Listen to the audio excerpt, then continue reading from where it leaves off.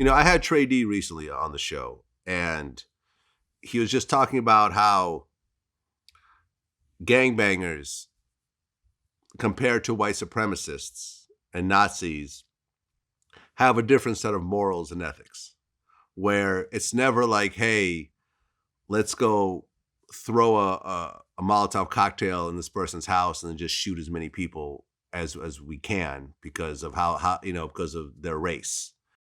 But the predominance of people that's into that kind of stuff, man, just savage butchery and all that for the sake of, I mean, even gangbangers had a warped ideology that, we was controlling and taking over something and establishing something. So we had a purpose behind our mission. Not to say that the morals of gangsters are, right. the cleanest thing out there, but usually it's money oriented, control, power, whatever else.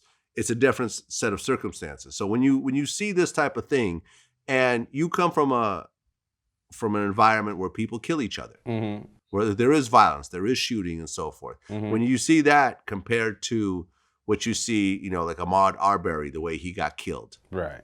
What are your thoughts on that? I mean, he's right. I mean, like, we don't do the indiscriminate killing thing, you know what I mean? Like, that's just, because it's funny to say, a lot of us was raised up in the church, Vlad. Like, a lot of these gang members have grandparents and parents, bro, that took them to church on Sundays, had them in Sunday school, as kids. So we do have a sort of moral compass, you know what I'm saying? Other than, I guess those other groups that you mentioned, like skinheads and things like that. So, like we don't just discriminate in that way, man. Like we wasn't really taught that, you know what I'm saying? To just go out and indiscriminately catch a white person and murder them just because they're white. Like, no. Well, I've talked to a lot of people, especially since last time, who have committed multiple murders. Mm-hmm. Or have been associated with people that have committed multiple murders. I think Trey D told me in a recent interview that there was a guy in the neighborhood that was one time just driving around with 2 dead bodies, like in his van, He probably was on Sherm. He probably was on PCP or something like that. Because that ain't no normal thing, Vlad. Like, ain't too many people made that way, where you can just ride around and smell a dead body constantly. Yeah, he probably was on some kind of substance or something. More than likely. Yeah, and and I just talked to Michael Franzese, who was part of the mafia, and we were breaking down certain people that were alleged to have killed like 100 people. Mm-hmm. Guys with nicknames like the Grim Reaper and Right. everything. People who really just liked killing people. Yeah, you have those. Even in our gangs, we have those kind of. I have people from my neighborhood that I know that are actually just like that, but it's not a common thing. You know what I'm saying? It's not 10 people. It might be 1 out of 100. You know what I'm saying? Yeah. So without naming any names or anything else like that, give me an example of a person's mentality who's like that. Well, I'm gonna just tell you. I talked to one of my friends, right, and he was telling me, bro. He was like, because I was trying to get him to. We were both, in the county jail fighting our cases, looking at life sentences. In his case, multiple life sentences, right? And this guy told me, he said, I think God used us all for different reasons. He said, I think he used me to kill people. And this is my childhood friend, bro. And I had to look at him and I was like, okay, interesting. You know what I mean? And I noted that in the back of my head, like, you know what I mean? And man, so yeah, I mean, I don't know what happened. I always think like, how did I grow up with this person and then they turned out to be this way? Like what happened along the way? Something had to happen to make you go, to that extreme, because as a kid, I never seen this type of energy from you.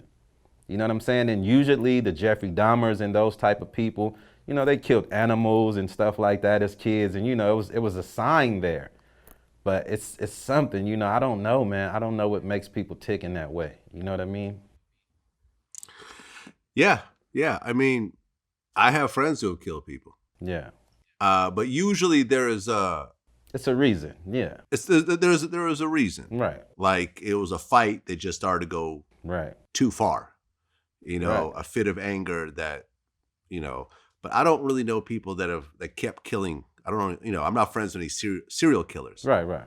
Although I've interviewed them, Right. but I don't hang out with them after the interview. That's, Right. that's, Right. It's pretty not much wise it. to. Yeah. I think, Islamically, being a Muslim, I always have to look at things from a different point of view, like from a spiritual aspect. And the Quran talks about khutuwatu shaitan, which is, following the footsteps of Satan. So pretty much Shaitan, the devil, he takes you by steps, by small steps and degrees until he gets you exactly where he wants you. You know what I'm saying? And I think that's what happened to most people. I think you can become blinded, because you don't understand that every time something physical happens, there's a metaphysical thing going on as well. And I don't think most people live in that space in their mental, you know what I mean? So it's easy to just think that, this is the way things are, or this is just the way I am. You're not considering that there might be something egging you on, that's outside of your control, outside of your being, you know what I mean? And, so I always have a different perspective about it, but I don't know, man. Like, I'm just glad that I'm not like that. You know what I mean? Like, that's crazy.